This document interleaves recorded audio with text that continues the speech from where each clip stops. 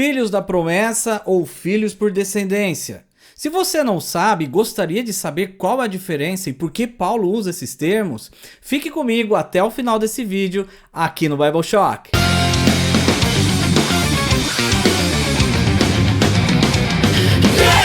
Sejam bem-vindos ao 6º episódio de Bible Shock. Muito obrigado a vocês que estão aqui acompanhando desde o início e a vocês que estão chegando aqui pela primeira vez. Então, sem mais, peguem as suas Bíblias, abram comigo em Gálatas capítulo 4, mas antes de seguirmos para essa leitura, eu gostaria de contextualizar vocês. Nós estamos fazendo a leitura inteira desta carta aos Gálatas, que nós já fizemos alguns vídeos atrás. No capítulo 1, Paulo defende seu apostolado, ele defende que o que ele ensinou, ou seja, o evangelho da graça, ele era ensinado totalmente por Jesus Cristo, que ele aprendeu de Cristo e de nem homem nenhum, e ele enfatiza que nem dos apóstolos ele aprendeu o evangelho que ele passou ali às igrejas da Galácia, e inclusive ele fala que qualquer um que viesse pregar um evangelho que não fosse esse evangelho que ele tinha passado, que vinha do próprio Jesus, que era para ser considerado maldito, até mesmo um anjo do céu, para você ver quão enfático Paulo foi ao expressar que tudo que ele ensinou vinha do próprio Jesus. E no capítulo 2, o próprio apóstolo Paulo confronta Pedro, que até Barnabé se deixa levar pelas atitudes ali de alguns irmãos que estavam sendo influenciados por falsos ensinos, que na verdade eles estavam ali influenciando os gentios a fazerem as coisas da lei, a praticarem obras para que aquilo acrescentasse algo a mais na graça que eles haviam recebido. Olha, vocês são salvos pela graça, Jesus salvou, mas para que vocês sejam mais salvos, mas para que vocês sejam mais filhos, mas para que vocês sejam mais justificados, vocês precisam praticar essas coisas. E isso nós vemos no dia de hoje, infelizmente, é uma coisa que ainda nós vemos. E aí o próprio Pedro se deixa levar, se afastando dos gentios, e isso estava já iniciando-se uma pequena divisão na igreja da Galácia. E Paulo chega e confronta isso, fala assim: a tua atitude é condenável, vocês são hipócritas, vocês nem vivem como judeus mais, vivem como gentios, aí vocês querem forçar os gentios a viver como judeus? E ele explica ali no capítulo 3 que a justificação vem pela fé e não pelas obras, não é pela prática das obras. E ele questiona a igreja: olha, vocês estão voltando à prática das obras, que loucura é essa? Ele chama eles de insensatos, ainda fala: quem enfeitiçou vocês, né? Sabendo disso, então vamos à leitura. Versículo 1. Digo, porém, que enquanto o herdeiro é menor de idade, em nada difere de um escravo, embora seja dono de tudo. No entanto, ele está sujeito a guardiões e administradores até o tempo determinado por seu pai. Então, uma coisa que nós vimos aqui é que, enquanto ele é menor de idade, ele não tem nenhum domínio sobre a sua herança. Então, existe um tempo que foi determinado por quem? Pelo pai. Até este momento, este herdeiro está debaixo de uma tutela, está debaixo de um tutor, que toma conta da herança no lugar do herdeiro, né? Então, por que ele compara o escravo com o herdeiro? Porque o escravo está debaixo do seu senhor e usufrui apenas daquilo que o seu senhor fornece. Assim como também o herdeiro. O herdeiro não tinha voz nenhuma sobre a sua herança, até que chegasse à maioridade ou o tempo determinado por seu pai. E neste momento, ele só fazia as coisas mediante o seu tutor. O tutor é que decidia as coisas, ou seja, instruía ele tinha seus ensinos, tinha seus estudos, tudo debaixo de uma tutela, mas ele não tinha opinião e não conseguia fazer nenhuma mudança nesta lei a respeito daquilo que o seu pai já havia determinado para ele. Então Paulo faz essa analogia. Por quê? Porque no capítulo anterior ele já estava falando sobre a promessa que Deus havia feito a Abraão e que em Cristo, que seria o seu descendente, Abraão abençoaria todas as nações, ou seja, que toda a terra seria abençoada, ou seria povos, né? Não é todo mundo, gente, mas é todos os povos, ou seja, pessoas de cada tribo, de cada nação fosse inserido em Cristo, assim se tornando também parte da promessa, ou seja, da herança daquilo que Abraão tinha recebido de Deus. Então, ele está falando sobre esse tempo determinado, que esse tempo de você ter a herança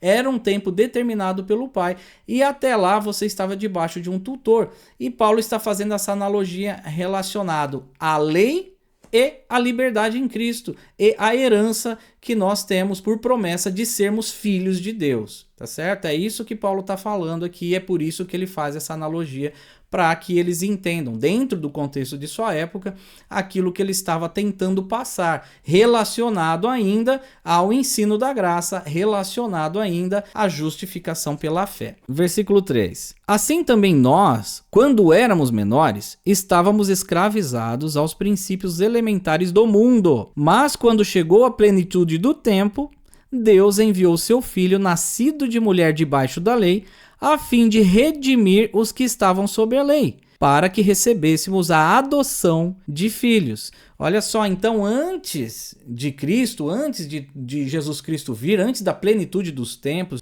de cumprir aquilo que era a promessa de que viria o Messias, nós estávamos debaixo de escravidão do mundo, nós estávamos totalmente escravos do mundo. Nós vivíamos segundo as coisas do mundo, então nós não éramos livres em Cristo, porque Cristo não havia vindo ainda, né? Por isso que ele faz essa analogia acima a respeito do escravo e do herdeiro. Então nós estávamos debaixo do mundo até que chegasse a plenitude dos tempos, até que Cristo viesse. Para quê? Para que nos tirasse dessa escravidão. Chegou o tempo da plenitude. Jesus nasceu debaixo da lei e ele fez isso a ponto de nos justificar perante a lei, para que nós recebêssemos a adoção como filhos. Então, nós, em Cristo, a partir dali, nós nos tornamos filhos de Deus por causa de Cristo. Nós somos inseridos em Cristo. Não mais somos escravos do mundo, mas sim filhos de Deus mediante a Jesus Cristo. É isso que Paulo está explicando aqui. Então ele usa a analogia a respeito da promessa que Deus havia feito a Abraão, que muitas nações seriam abençoadas por causa dele no descendente, né? Que é descendente em Jesus Cristo. E aqui Paulo vem e explica dessa maneira. Nós estávamos debaixo de uma tutela, da tutela do mundo, né? Assim como debaixo da lei, né? Também. E quando Cristo vem, ele, na verdade, nos insere nele como herdeiros. Nós não éramos herdeiros, nós éramos escravos. Mas em Cristo nós nos tornamos herdeiros. Continuando aqui, no versículo 6. E porque vocês são filhos, Deus enviou o Espírito de seu Filho aos seus corações, o qual clama Abba, Pai. Assim, você já não é mais escravo, mas filho. E por ser filho, Deus também o tornou herdeiro. Então ele fala que o Espírito foi enviado aos nossos corações, ou seja, o selo de Deus de que nós somos filhos de Deus, e esse Espírito clama Abba, Pai, ou seja, Pai, nós somos filhos. Esse Espírito que está em nós clama de que nós somos filhos de Deus, né? Então Paulo vem e fala, nós não somos mais escravos, não somos mais escravos do mundo, não estamos mais debaixo do domínio da lei, não somos mais acusados por ela. Hoje nós somos filhos, através de Jesus Cristo, herdeiro da promessa. Então nós nos tornamos herdeiros da promessa de Deus, nos tornamos filhos de Deus por causa de Jesus Cristo. Antes, quando vocês não conheciam a Deus, eram escravos daqueles que, por natureza, não são deuses. Mas agora, conhecendo a Deus, ou melhor, sendo por ele conhecidos, como é que estão voltando aos mesmos princípios elementares, fracos e sem poder? Querem ser escravizados por eles outra vez? Vocês estão observando dias especiais, meses, ocasiões específicas e anos. Temo que os meus esforços por vocês tenham sido inúteis. Olha o peso da palavra de Paulo aqui. Então Paulo vem, continuando aquele assunto da promessa, ele fala que nós já não somos mais escravos, não estamos mais sobre a tutela da lei, porque nós nos tornamos herdeiros em Cristo da promessa que Deus havia feito a Abraão, não estamos mais vivendo segundo as nossas obras, porque essa obra foi feita por Cristo, porque nós não conseguiríamos cumpri-la. E aí ele vem e fala que vocês estão querendo voltar de novo à escravidão. Agora que vocês são herdeiros de todas as coisas, vocês querem deixar a herança de vocês para voltar a viver essas coisas fracas, a serem escravos novamente, a serem totalmente aprisionados pelo mundo, pela lei, pelas coisas que condenam vocês? Não faz sentido isso. Então Paulo fica indignado. Ele fala, todos os meus esforços por vocês foram inúteis. Ele sente, caramba, cara, eu me esforcei tanto por vocês, eu fiz tanto por vocês, eu oro por vocês. Você vê isso aí nos capítulos anteriores. Eu preguei o evangelho para vocês, mostrei a verdade para vocês e vocês insistem em dar ouvidos àquilo que volta vocês à escravidão. E olha o que ele fala ali no versículo 10. Vocês estão observando dias especiais, meses, ocasiões específicas e anos. Ou seja, vocês estão querendo voltar a fazer com que essas coisas sejam importantes e não entendendo que vocês são salvos em Cristo pela graça e que essas coisas já não faz sentido nenhum. Que o que faz sentido é a transformação que nós temos através do Espírito Santo na nossa vida, porque nós cremos em Cristo. Porque nós somos salvos e justificados diante de Deus pela fé, que ele já vem explicando isso nos capítulos anteriores. Vocês continuam nisso, né? No capítulo anterior, inclusive, no capítulo 3, ele fala no início, no versículo 1, fala assim: insensatos, quem enfeitiçou vocês? Vocês estão deixando se levar por essas falácias? Então Paulo tem que explicar, tintim por tintim, parte por parte, usando até de analogias ali relacionado à lei romana, para que eles entendam: gente, vocês não são mais escravos destas coisas. Estas coisas, as suas obras, não justificam mais vocês. Isso não tem mais serventia. Quando a plenitude dos tempos foi cumprida, quando Cristo veio, quando Cristo morreu e ressuscitou naquela cruz, isso tudo acabou. Somente pela fé na obra redentora de Jesus Cristo é que nós somos justificados perante Deus. Por quê? Porque quem abre a nossa mente para crer é o Espírito Santo, como diz a palavra de Deus. Nós não cremos se ele não abrir nossa mente para que nós creiamos.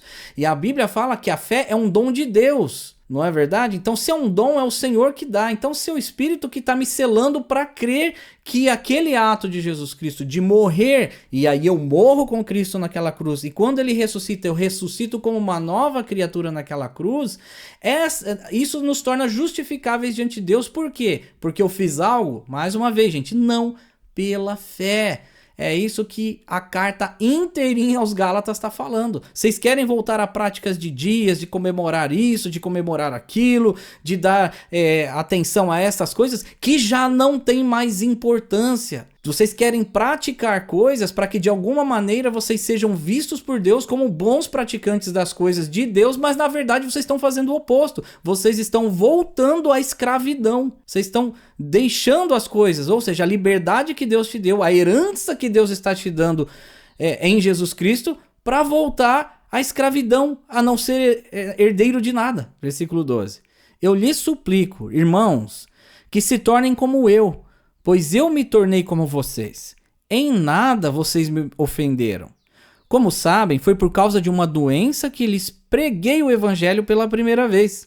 Embora a minha doença lhes tenha sido uma aprovação, vocês não me trataram com desprezo ou desdém. Pelo contrário, receberam-me como se eu fosse um anjo de Deus ou o próprio Jesus Cristo.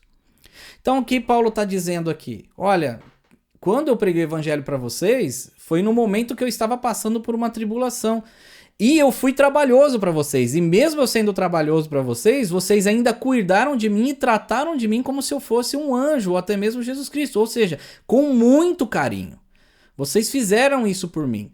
E ali naquele momento foi que Paulo pregou o evangelho para eles. Então quando a gente olha para a história aqui, Paulo está explicando que houve sempre um bom relacionamento entre ele, que pregou o evangelho às igrejas da Galácia, e entre os Gálatas. Isso sempre foi visível, mas por algum motivo, Paulo vai falar um pouquinho aqui mais para frente, isso começou a mudar, né?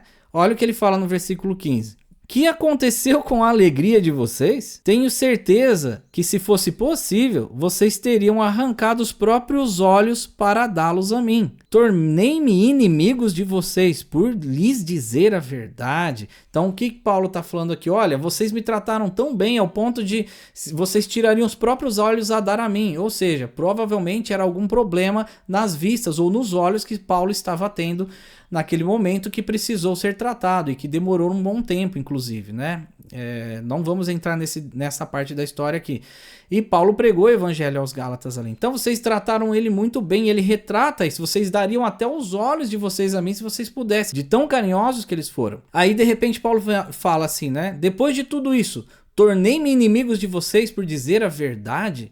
Então, a verdade, ela incomoda. Então, Paulo vem aqui já mandando essa carta muito irritado. Dá pra ver que ele tá irritado nessa carta desde o início, né? Eu falei isso, eu acho que em todos os capítulos, porque eles estavam dando ouvidos a esses falsos ensinos. Eles estavam realmente se inclinando a querer a praticar as obras para que fossem justificados ou acrescentar algo mais à graça de Cristo, que já é o suficiente, porque nós estamos falando de Deus. Se a graça de Jesus não é o suficiente, meu Deus do céu, o que mais que é, né? Nada que a gente faça pode mudar alguma coisa. E Paulo vem falando muito pesado com eles em relação a isso, né? E ele fala assim, quer dizer então que por eu falar a verdade agora, chegar, chamar a atenção de vocês, então eu me torno inimigo de vocês, vocês começam a ficar arredios, a não dar ouvidos às coisas que eu sempre ensinei a vocês? Então é isso que ele está falando. A verdade, ela causa isso, gente. Quando você vê pessoas que elas estão tão fanatizadas ou tomadas por ensinos de qual elas nunca pesquisaram, inclusive, e você chega e mostra uma verdade para elas, você vê que isso incomoda. Ou até mesmo elas já foram avisadas a respeito desse evangelho, elas sabem sobre isso, mas resolvem ignorar porque querem dar ouvidos a outras coisas que supostamente parecem ser mais salvíficas ou mais justificáveis, porque sempre nós, como ser humano, vamos querer fazer algo por mérito próprio, mas ninguém, sem exceção, é justificado por mérito próprio, somente pela fé em Jesus Cristo. Por quê? Porque todos somos pecadores igualmente, sentenciados ao inferno igualmente por causa do pecado de Adão. Nós não pecamos e nos tornamos pecadores, nós somos pecadores e por isso pecamos. Porque o pecado que nós cometemos é uma consequência daquilo que nós somos, que nós herdamos de Adão e Eva. A justificação, ela vem pela fé. Por quê? Porque nessa justificação nós morremos com Cristo. Na sua ressurreição ressuscitamos como novas criaturas. E a lei que nos acusava e nos condenava ao inferno não acusa mais, porque nós já morremos. E essa nova criatura está em Cristo, que ela não pode ser acusada pela lei, né? Então, quando Paulo vem e explica essas coisas, eles ficam indignados, porque existe uma confusão e conflito de ensino. Mas ainda assim ele insiste em falar a verdade. Mas como eu falei, a verdade sempre vai incomodar. Os que fazem tanto esforço para agradá-los não agem bem, mas querem isolá-los a fim de que vocês também mostrem zelo por eles. E é sempre bom ser zeloso pelo bem, e não apenas quando estou presente. Paulo, antes ali no versículo 16, fala: tornei-me inimigo de vocês por lhe dizer a verdade. Muitas vezes, quando você chega e fala a verdade, você conta o evangelho e as pessoas elas não querem esse evangelho. Elas querem um evangelho que de repente seja algo mais palpável àquilo que elas pensam que é palpável. Então vem esses caras e eles começam a trazer um evangelho agradável, supostamente agradável, que parece ser de bons olhos, de bom grado, parece ser bonito, que é, uau, nossa, olha isso, que bacana. Mas eles estão fazendo isso para que eles mesmos sejam servidos, para que eles mesmos sejam servidos pelos outros, se colocando em um patamar acima. O falso ensino, ele traz essas coisas. E aí as pessoas acabam seguindo esses ensinos e aquele que espalhou esse falso ensino acaba se tornando o superior nesse tipo de ensino, o mestre nesse tipo de ensino, sendo então zelado pela igreja, né? Porque ele tem um suposto conhecimento maior. E isso, na verdade, eleva o ego de muitas pessoas, fazendo com que muitos briguem pelo poder ali. Isso já vinha acontecido dentro da igreja muito, ao longo de muitos anos. Paulo já discutia a respeito disso, das pessoas elas estarem não só propagando um falso evangelho. Quando você vai para Coríntios, fala, uns é de Apolo, eu sou de Paulo. E Paulo fala, mano, o que importa é que o evangelho está sendo pregado, vocês estão preocupados com isso, com aquilo. Então, dentro da igreja sempre teve aqueles que quiseram se colocar acima de alguma maneira, ou alguns irmãos querendo colocar outros acima por causa de certos tipos de ensino, por causa do seu próprio ego. E isso é o fruto do pecado, porque quando nós utilizamos essas coisas para convencer outras pessoas de que nós somos melhores de alguma maneira, será que é o evangelho que nós estamos pregando ou nós estamos distorcendo o evangelho para que nós pudéssemos ser ouvidos? Então a gente tenta agradar, você vê muita gente tentando agradar aí, muita gente pregando um evangelho que não é verdadeiro, com coisas bonitas, transformando experiências de pessoas em evangelho. Essa experiência é bonita, nossa, então a pessoa que teve experiência, ela transforma aquilo na doutrina. no evangelho. E as pessoas começam a usar aquilo como algo a também ser seguido, como que se aquilo fosse o supremo. E Paulo já está falando desde o início dessa carta que, gente, acorda, não dê ouvidos a esses ensinos, não fique guardando dias, não se preocupe com essas coisas, isso daí em nada acrescenta na tua fé, em nada acrescenta na tua salvação e nada acrescenta na tua justificação. Vocês estão dando ouvidos a coisas que estão tornando vocês a escravidão, por causa do ego do homem. O homem quer ser superior e ele começa a criar os seus ensinos para que ele comece a comandar certos grupos de pessoas dentro da igreja ao ponto de se tornar muito grande naquilo que faz e cria-se impérios em nome de Deus. Então eu quero usar até em relação a isso, né, em querer ser o maior, em querer usar essas coisas para que seja super bem visto, para que as pessoas te vejam como super santão, o super cara que faz muitas coisas. E olha o que Marcos escreve a respeito de Jesus no capítulo 10, versículo 42 a 45. Jesus os chamou e disse: vocês sabem que aqueles que são considerados governantes das nações as dominam. As pessoas importantes exercem poder sobre elas. Não será assim entre vocês. Jesus está falando isso para os 12. Pelo contrário, quem quiser se tornar-se importante entre vocês, deverá ser servo. E quem quiser ser o primeiro, deverá ser escravo de todos.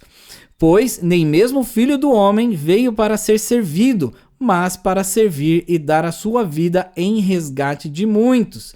Então, quando você vê, ou eu vejo, ou nós mesmos nos inserimos nessa de querer ser maior que alguém, e muitas vezes acaba, para ganhar uma conversa, ou até mesmo para ficar na boa, tentar distorcer as coisas que a palavra fala em teu favor, ou em meu favor, ou estes em seus favores, nós estamos totalmente fora daquilo que Cristo pregou, sendo assim dando ouvidos a Satanás, à nossa própria carne, ao pecado, nos colocando debaixo da escravidão. É disso que se trata. Então, quando nós olhamos para isso que Jesus falou aqui, e a gente tenta comparar com os impérios que são criados e deuses, supostos deuses e poderosos colocados em seus supostos impérios, como se fossem os santões, os caras mais santos de todos, nós vamos ver uma contradição aqui, gigantesca. Eu falo isso porque eu vim de um contexto assim. Eu vim de um contexto em que aquela pessoa lá, nossa, super ungida, super santa, super cheia do poder, e acabava sendo idolatrado pela igreja por causa disso. Cara, vamos acordar. O próprio Jesus fala aqui, não tem maior no meu reino. Eu mesmo, sendo Deus, vim servir. Então o maior é aquele que serve. Então não existe isso, gente, de a gente dar ouvidos a estes ensinos. Eu até escrevi algo aqui, dentro dessas leituras que eu tenho feito, e até mesmo da carta aos Gálatas e dos vídeos que eu tenho feito, eu acabei escrevendo este texto aqui. O falso ensino, com a astúcia de Satanás, usa de palavras mansas, experiências bonitas e até mesmo a Bíblia para distorcer minuciosamente o Evangelho, te levando de volta à escravidão de suas próprias obras, para que você novamente seja acusado diante de Deus pela lei, sendo assim condenado por ela. Então tome cuidado que todo falso ensino vá te levar à perdição, se você der ouvidos a eles. Não deem ouvidos a falsos ensinos. Gente, o que os apóstolos que andaram com Jesus disseram foi o que Jesus ensinou. O que o apóstolo Paulo disse praticamente em todas as suas cartas do Novo Testamento, que são, a maioria das cartas do Novo Testamento são de Paulo, é relacionado à graça, que a salvação é pela graça mediante a fé em Cristo Jesus. E ele enfatiza, vocês ficam tentando voltar à prática das obras. Gente, onde vocês estão com a cabeça de vocês? No versículo anterior ele chama eles de insensatos, né? Fala assim, insensatos, quem enfeitiçou vocês? Ele já começa o capítulo 3 falando assim, quem enfeitiçou vocês? Quem é que colocou essa asneira na mente de vocês? E aqui um pouco anteriormente ele fala, vocês estão voltando a guardar dias, vocês estão voltando a comemorar mês, comemorar ano, como se isso te fizesse alguma coisa. Isso daí não significa nada, isso não faz nada, não transforma nada. Nós somos transformados através de Jesus Cristo, através do Espírito Santo, pela fé. E isso não vem de nós, é um dom de Deus, como Paulo mesmo fala. Isso está lá em Efésios capítulo 2, se eu não me engano, versículo 8. Então temos que tomar cuidado, nós somos transformados por Deus pela fé. Amém? Não deem ouvidos a falsos ensinos que vai levar você a viver debaixo de uma condenação. No versículo 19, meus filhos, novamente estou sofrendo dores de parto por sua causa, até que Cristo seja formado em vocês. Eu gostaria de estar com vocês agora e mudar o meu tom de voz, pois estou perplexo quanto a vocês. Olha isso aqui.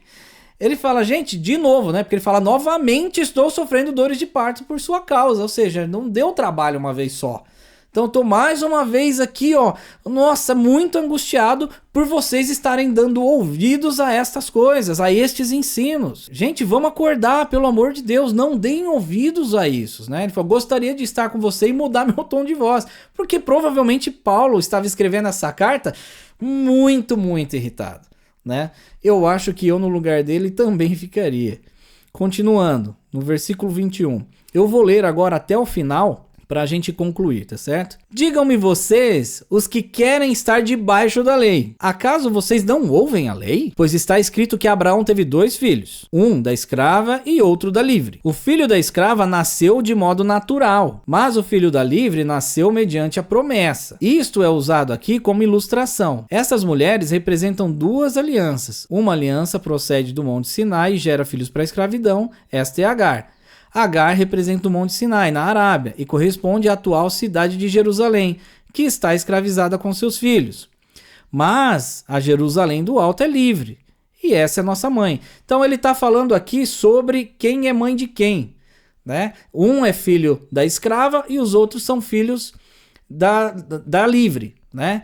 A livre, ela teve filhos por causa da promessa. Deus deu uma promessa a ela já era velha, né, que está falando de Sara, ela já era velha e Deus deu uma promessa que ela teria um filho. Então esse filho foi um filho de um milagre de Deus na vida de Sara. Então Sara teve um filho por causa da promessa de Deus, como obra de Deus. Agar foi gerado filho de maneira natural. O que Paulo está querendo dizer aqui? Que os filhos naturais não são os filhos da promessa. Os filhos da promessa são os filhos da livre. Quando fala sobre Abraão, sobre a promessa de Abraão, que diz que todas as nações seriam abençoadas por sua causa, em que ele seria pai de muitos e tudo mais, era segundo o seu descendente, que estava falando da promessa. Que promessa? Estava falando do descendente dele, que era Jesus. Os filhos da promessa é que são filhos de Abraão, e não os filhos da natural. Então é por isso que ele coloca da escrava e da livre. Aquele que está debaixo da lei está na escravidão, mas aqueles que são filhos pela promessa e são livres. É isso que ele está falando aqui. Por isso que fala, mas a Jerusalém do Alto é livre e essa é nossa mãe. Então ele está fazendo um simbolismo aqui, né? Uma ilustração sobre as mulheres. Então aqueles que são filhos da escrava são escravos, aqueles que são filhos da livre por promessa são livres. E por eles serem filhos, descendência da promessa, é que eles são livres, tá? E a promessa a quem? A promessa a Abraão, que Deus havia feito. Pois está escrito, regozije-se, ó estéril, você que nunca teve um filho, grite de alegria, você que nunca esteve em trabalho de parto, porque mais são os filhos da mulher abandonada do que os daquela que tem marido. Vocês, irmãos, são filhos da promessa como Isaque. Naquele tempo, o filho nascido de modo natural perseguia o filho nascido segundo o Espírito. O mesmo acontece agora. Mas, o que diz a Escritura? Mande embora a escrava e seu filho, porque o filho da escrava jamais será herdeiro como o filho da livre. Portanto, irmãos, não somos filhos da escrava, mas da livre. Se você está debaixo da lei, você está debaixo de escravidão.